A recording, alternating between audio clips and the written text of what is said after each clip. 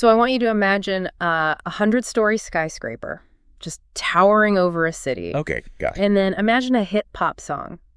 You know, the kind of song that gets stuck in your head for days. You just cannot get it out. Oh, yeah. The earworms. Exactly. And now put both of those next to your own personal spiritual awakening or just your internal growth as a person. Right. On the surface, I mean, those three things share absolutely zero DNA. They are in completely different categories of human experience. Totally different boxes. Right.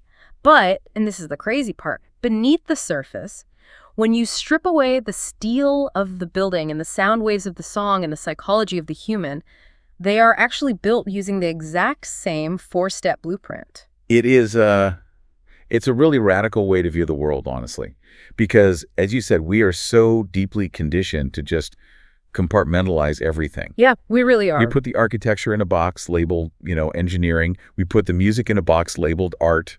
And we put spiritual growth in this highly subjective kind of fuzzy box labeled mysticism or philosophy. Like they don't talk to each other at all. Exactly. We treat them as if they operate under totally different laws of physics.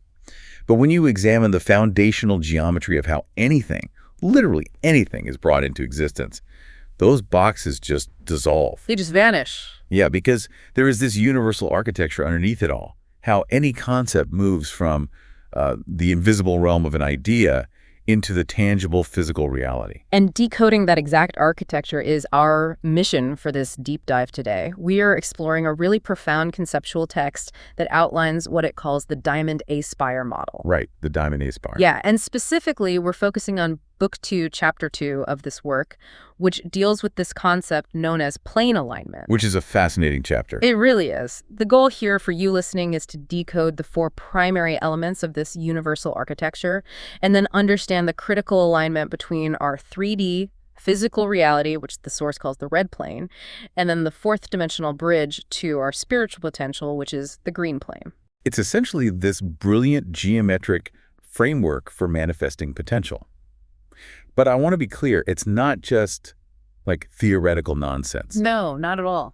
It explores the actual practical mechanics of how we can shift our daily actions away from these rigid robotic rituals we all do and move toward deeply personalized conscious ceremonies. Which is such a massive shift. It is. We're looking at a universal logic, a structural rhythm of living that applies to the granular steps of, say, a farmer growing food, all the way up to how you visualize and construct your entire future. Okay, so let's start by grounding the jargon a bit, because the terminology in the source is very specific. Yeah, we need to define the terms. Before we can talk about aligning these planes of reality, the red plane and the green plane, we really have to define what the text actually means by the Diamond A-Spire.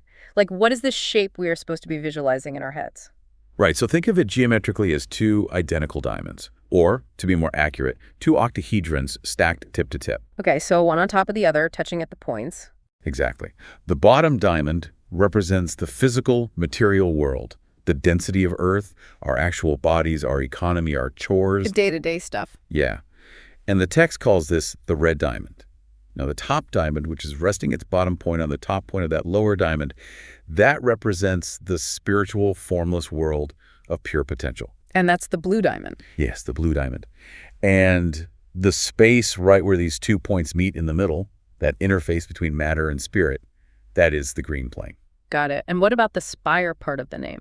The spire is the central vertical axis. Imagine a line running straight up through the center of both diamonds, connecting the deepest roots of physical reality down below to the highest peaks of spiritual consciousness up top. So we are essentially talking about a vertical flow of energy. Precisely. But to build any structure within this Diamond A-Spire, the text states we have to use a very specific 4-part geometric progression: point, line, plane, and volume. The building blocks.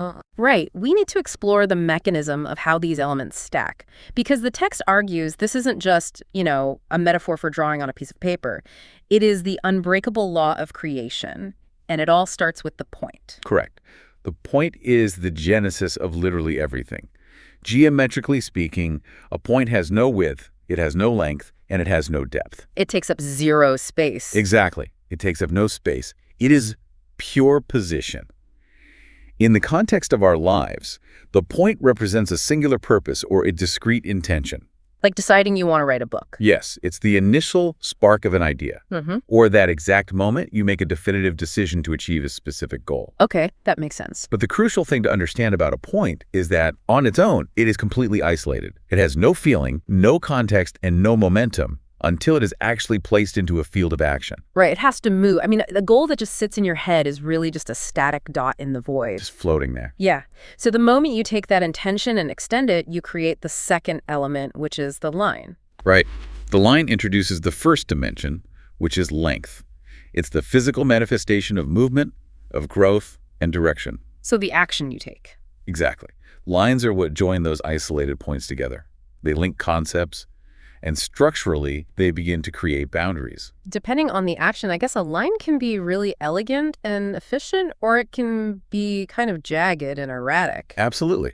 We've all drawn some jagged lines in our lives. Yeah. But it fundamentally represents the journey moving away from that initial point. But a line is still just a trajectory, right? To actually contain anything, to hold anything, you have to add a second line. You do. You have to organize those linear boundaries to enclose a space, which brings us to the third step, the plane. The plane gives you a bounded field.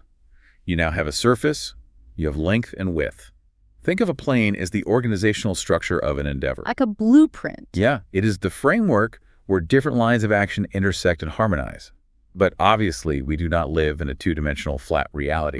So the architecture has to push into the final defining step. Which is volume, the three-dimensional realization of the thing. Yes. This is where points, lines, and planes all intersect to create depth, length, and width. Volume is the finished building. It is the fully realized reality that you can physically interact with. That's the perfect way to describe it. And what makes this source so compelling to me is how it transposes this strict drafting table geometric progression onto fields that seem to have nothing to do with drafting. Like, let's take agriculture, for example. Oh, agriculture is a brilliant demonstration of this mechanism. So think about the farmer taking a single seed and placing it in the soil. That is the point. The isolated intention. Right. Yeah. Then the growth of that crop over time, as it pushes upward toward the sun, that is the line. It is movement and direction. Okay, I see where this is going. Then you have the act of the harvest, where the farmer gathers all those individual lines of growth into a collective bounded field of yield. That represents the plane. And then the volume. Post-harvest, when that food is distributed, consumed, and metabolized by society, you finally have the volume. It is the fully realized three-dimensional impact of that one initial seed. Wow. And the text maps this onto music in the exact same way. It does. Like a single note struck on a piano is the point. It's just a position in sound. Stringing multiple notes together over time creates a melody, which is the line. Adding chords and harmony provides a secondary access, giving the music a surface area, creating the plane. And when you bring in the full ensemble, like the acoustics of the room, the resonance of multiple instruments playing simultaneously in physical space, you arrive at the volume. Of all the same geometry. It even works for a meal at a restaurant. The starter is the point, the main course is the line, the dessert is the plane, and then the coffee and conversation afterward represent the full volume of the experience. The underlying assertion here is causality. It's this inescapable cadence of progression. You simply cannot manifest volume without moving through the line and the plane first. The universe does not allow you to skip steps. It absolutely does not. Okay, so let's unpack this for a second, because I want to look at the practical application of that causality. Let's do it. If this four-step logic is universal, it suggests we have a very specific diagnostic tool for our own lives. Let's say I'm launching a new initiative at work, or I'm trying to build a new habit, and it just completely collapses. Fails miserably. Right. Human nature is to assume the entire premise was doomed. We think, well, that was a bad idea from the start. But according to this geometry, does a failure just mean we missed a line or a plane in our mental architecture? What's fascinating here is that is precisely how the author wants us to use this model. When an endeavor fails, human nature is to throw the baby out with the bathwater. We condemn the point. We assume the initial intention was flawed. Right. But structurally, the point is almost always perfectly sound. The intention was good.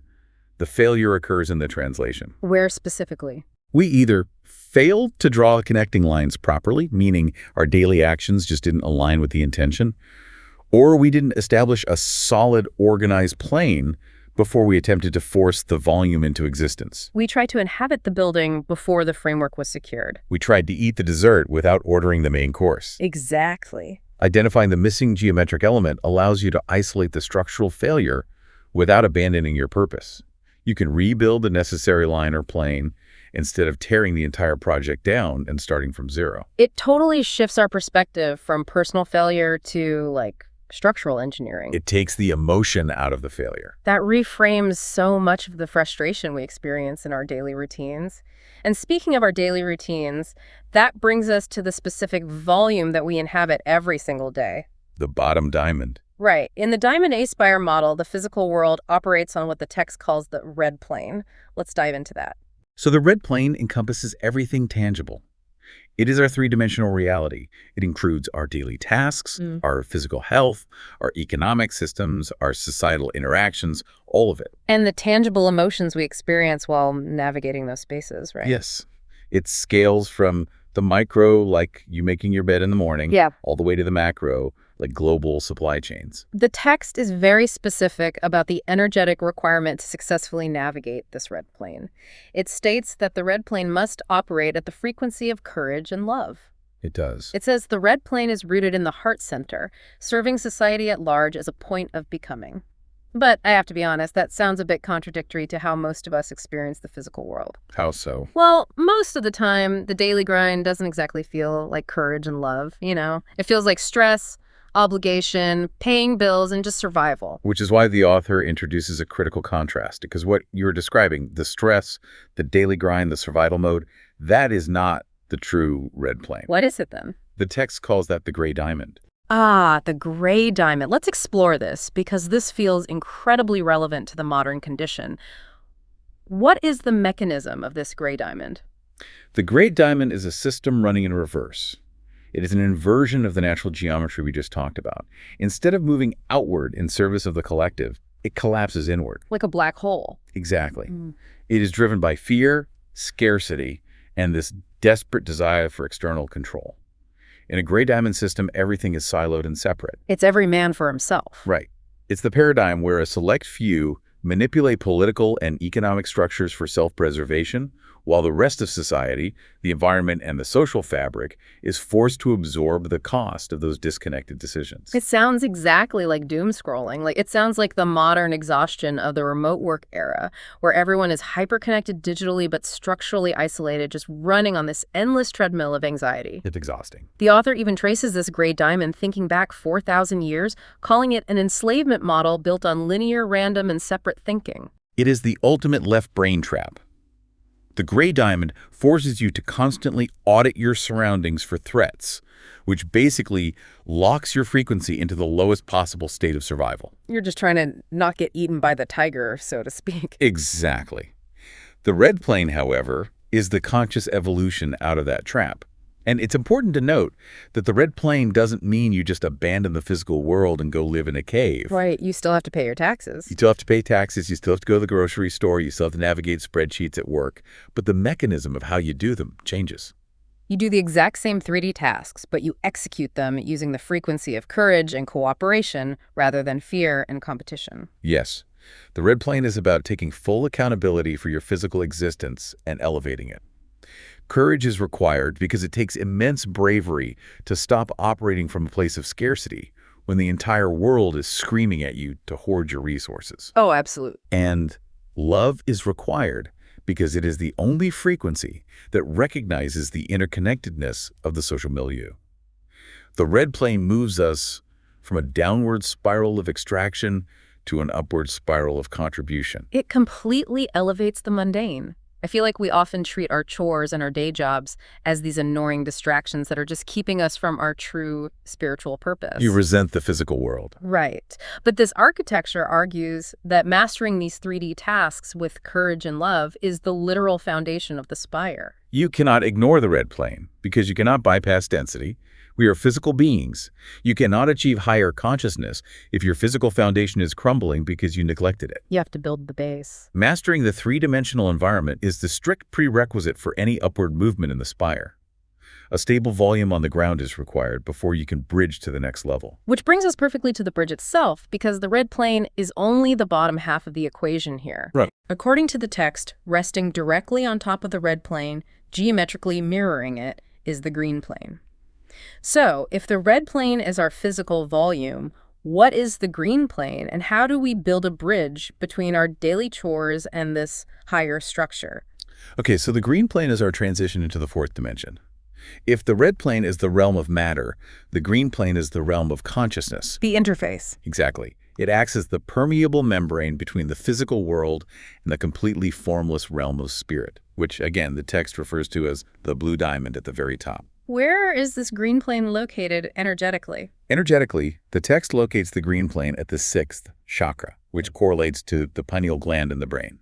It is the center of vision and awareness. And here is where the text makes what I think is its most controversial assertion. Oh, I know where you're going with this. It states that the crucial connecting link between the dense matter of the red plane and the spiritual potential of the green plane is the intellectual mind. It actually references ancient esoteric texts, specifically the Emerald Tablets of Thoth, quoting, and I'll just read this, "The connecting link between the material and spiritual man is the intellectual man, for the mind partakes of both the material and immaterial qualities." That's a powerful quote. But here's where it gets really interesting, and I have to stop and really challenge this, because this directly contradicts almost everything modern spiritual and self-help culture teaches us today. It really does. If you go to a meditation retreat or you read any best-selling book on mindfulness, the overarching message is always get out of your head. Turn off your brain. Exactly. The intellect, the ego, the analytical mind is almost universally painted as the barrier to spiritual flow. Yeah. It is the thing keeping us trapped. So why is Thoth and this Diamond A-Spire model claiming that the intellect is the ultimate bridge to the divine? If we connect this to the bigger picture, it's a vital distinction, and it really requires us to define what we actually mean by intellect. Okay, clarify that for me. When modern self-help tells you to get out of your head, they're talking about the gray diamond mindset. They're talking about the monkey mind, The anxiety loop. right? The anxious, scattered, fear-based loops that constantly obsess over the past or worry about the future. That is not intellect. That is just unmanaged neurochemistry. Wow, unmanaged neurochemistry. I like that. True intellect, within the geometry of the Diamond A-Spire, is the conscious, focused will. But how does that actually work mechanically? I mean, when I'm stressed, my intellect is just a machine generating worst-case scenarios. How is that a bridge? Because the intellect is the only mechanism capable of translation. Think about the nature of the blue diamond, the realm of pure spirit. It is formless. It has no boundaries, it has no language, and it has no physical weight. It's just pure potential. Exactly. If you receive a moment of pure inspiration from that realm, a profound realization, a melody, a vision for a painting or a new business, it cannot exist in the 3D red plane on its own. It requires a translator. Because the red plane requires physical boundaries? Yes. The intellectual mind is the mechanism that grasps that formless concept from the ether and organizes it into the geometric points and lines necessary to actually manifest it in reality. So the intellect provides the scaffolding. It does. The text actually describes this as the alchemy of creation. It says that thoughts combined with emotion, which it defines beautifully as energy in motion, are what actually pulls spirit down into matter. Precisely. Emotion provides the velocity, but the intellect provides the direction. The intellect isn't the enemy of the spiritual. It is the lens. It focuses it. It focuses the ambient, scattered light of spiritual potential into a concentrated laser that can actually cut through the density of the physical world. Right. Without the intellectual mind functioning as the bridge, spiritual inspiration just remains a floating, formless dream that never materializes into volume. But, okay, that creates a massive vulnerability in the system, doesn't it? If the intellectual mind is the bridge, it is very easy to use it incorrectly. Oh, incredibly easy. The intellect loves order. It loves predictability. The text points out that when we rely too heavily on the intellect's desire for structure, we try to force the fluid, boundless nature of the green plane into the strict, rigid boxes of the red plane. And that is exactly where the connection snaps. The red plane requires strict process. If you want to build a house, you must follow a linear sequence. Pour the foundation, frame the walls, put on the roof. You can't put the roof on first. Right.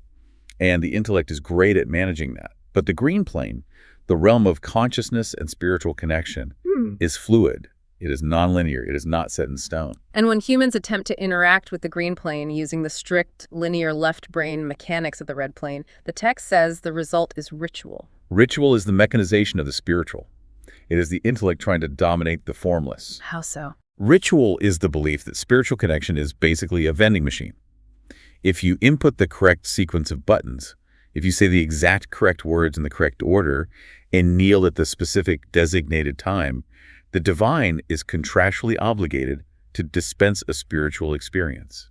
It's like blindly scrolling to the bottom of a software update and clicking I agree just to get to the next screen. That's a great analogy. You are performing the physical action, but there is zero internal engagement. You're just going through the motions. Exactly. And the author contrasts this rigid ritual with the concept of ceremony. Ceremony is presented as the antidote. So what is the mechanism of a ceremony versus a ritual? A ritual is inherited and repetitive. A ceremony is created and unique. A ceremony is the conscious application of the intellect to create a space for the divine, without trying to dictate exactly how the divine must show up. Give me an example of the difference. Think of the difference between reading a pre-written store-bought greeting card to someone versus sitting down to write them a deeply personal love letter. Oh, wow. The greeting card is a ritual. It gets the job done mechanically. It checks the box. The love letter is a ceremony. It requires you to actively tune your own unique frequency and express it in the present moment. The text leans heavily on historical examples to illustrate this point, too. It looks at masters like Leonardo da Vinci, Michelangelo, Christ, Buddha, and Nelson Mandela. The heavy hitters. Yeah, and it argues that none of these figures achieved their profound impact by following paint-by-numbers routines. They didn't engage in rote ritual. They operated in this ceremony of silence. They used their focused intellect to access the green plane, and they brought back something entirely unprecedented. The key word there seems to be silence, because rituals are usually loud, right? They are filled with prescribed recitations to drown out uncertainty. Right, chanting the same thing over and over. But ceremony requires silence, because silence is the medium of the green plane. It is the space where the intellect stops talking and finally starts listening. I think the most beautiful proof of this in the text is the observation of nature. Oh, I loved this part. The author points out that nature itself absolutely refuses to be standardized. There are no two cherry blossoms that are identical. There are no two butterfly wings with the exact same microscopic print.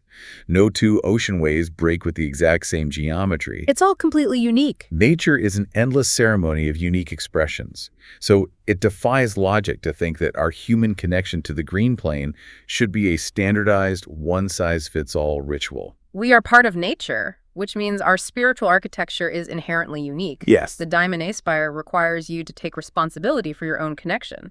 You cannot just copy someone else's spiritual homework.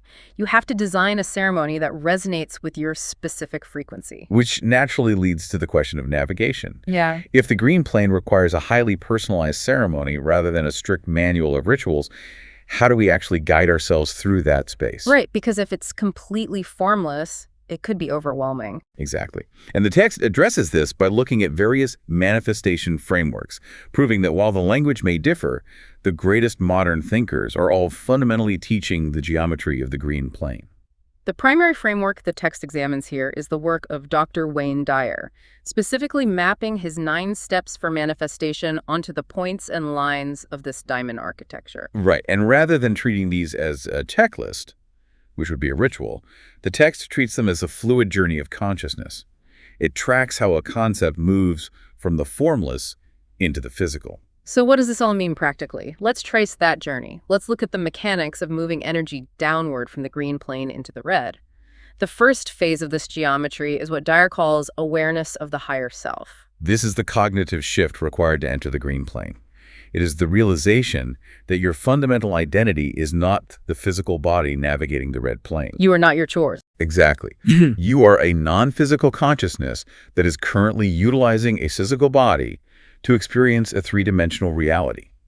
It expands your identity far beyond the limitations of matter. Once that awareness is established, the next geometric progression is trust. But the text is very specific about what kind of trust. It means trusting the intuitive knowing of the heart over the analytical mind's constant demand for empirical data. And that is tough for us. It really is. Yeah. We live in a society that demands a spreadsheet for everything. We want scientific proof before we take a single step. How do you functionally trust the heart in a world governed by the intellect? By recognizing the limitations of the intellect's jurisdiction, the intellect is designed to organize the known. It cannot measure the unknown. It doesn't have the tools. Right. Trust in this framework is the willingness to allow the heart to act as the primary sensor for the green plane. The heart operates on resonance, not data. When you feel a deep, resonant alignment with a path, that is the green plane signaling you. So trust is proceeding without needing all the answers. Trust is the act of proceeding without demanding the intellect fully verify the entire route beforehand. That makes total sense. And that leads directly into the third concept, which, honestly, fundamentally shifted my perspective when I read it. The realization of the environt organism. It is a profound philosophical pivot. Most of us operate under the assumption that we are an organism moving through an environment. We view ourselves as the subject, and the world is just this background that we interact with. Like a character in a video game running through a level. The level exists independently of the character. Yes, exactly. But the concept of the environt organism dissolves that separation entirely. It posits that you are not in the environment. You are the environment. Mind-blowing. Think of a wave in the ocean. The wave is not an organism traveling through the water. The wave is the ocean itself, temporarily expressing itself in a specific form. You cannot separate the human being from the universe any more than you can separate the wave from the sea. Wow. And once that illusion of separation collapses, you gain access to the fourth mechanism, which is attracting energy. Because if you are the environment, you are no longer trying to force something outside of yourself to come to you. You already possess it. Right. You are using your focused intellect to move energy from the formless realm of imagination into the formed reality of the 3D world. You are simply shaping the water you are already made of. But this is where the geometry often fractures for people, which brings us to the fifth element. Worthiness. This is the bottleneck for almost everyone. It really is.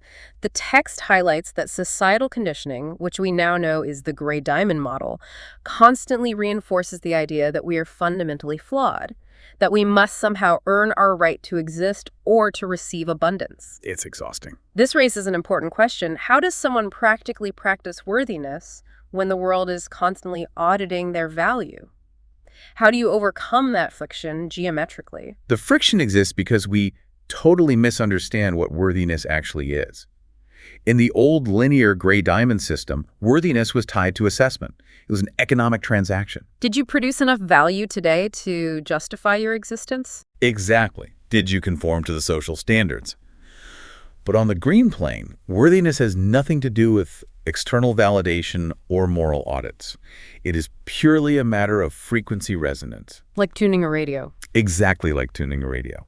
An apple tree does not wake up and ask if it has been good enough to deserve to grow apples today. Right, it just does it. It simply matches the frequency of its own biology. Worthiness is accepting your place within the architecture. Practicing worthiness means dismantling the guilt and shame that keep your frequency artificially suppressed. You don't have to earn the radio station, you just have to tune your dial to it. You are worthy of manifesting simply because you are a structural component of the Diamond A-Spire. It is your right. That reframing removes so much of the psychological burden, and it perfectly sets up the sixth element, unconditional love. Yes. And we must be clear here, the text is not talking about romantic love or affection. It is describing love as a structural physics concept. Love is the alchemy. It is the adhesive force of the universe. In this geometric model, unconditional love is the literal glue that holds the red plane and the green plane together. So what happens without it? Without the frequency of love, the central spire snaps and the structure implodes right back into the gray diamond. Love is the carrier wave that transports a formless thought into physical expression without corrupting it. And to maintain that carrier wave, Dyer's seventh step is meditation, which the text defines not as an escape from reality, but as a return to the silence of the green plane. Right. It is the process of disconnecting from the man-made noise of the red plane and tuning back into the baseline frequency of creation to recalibrate. Which is necessary for the eighth step, detachment. Detachment is where the intellectual mind has to surrender its control. It is the process of letting go of prescribing exactly how the outcome must be delivered. And that is hard. I struggle with this one immensely. I mean, if I have an intention, my intellect immediately wants to outline the exact 12-step path to get there. We all do. And that is the intellect reverting back to red plane mechanics. Manifestation on the green plane is not handing the divine a strict shopping list with next-day shipping instructions. Right. You establish the point, you draw the lines through your actions, but you must detach from the specific shape of the final volume. You have to trust the overarching geometry to resolve the structure in the most efficient way.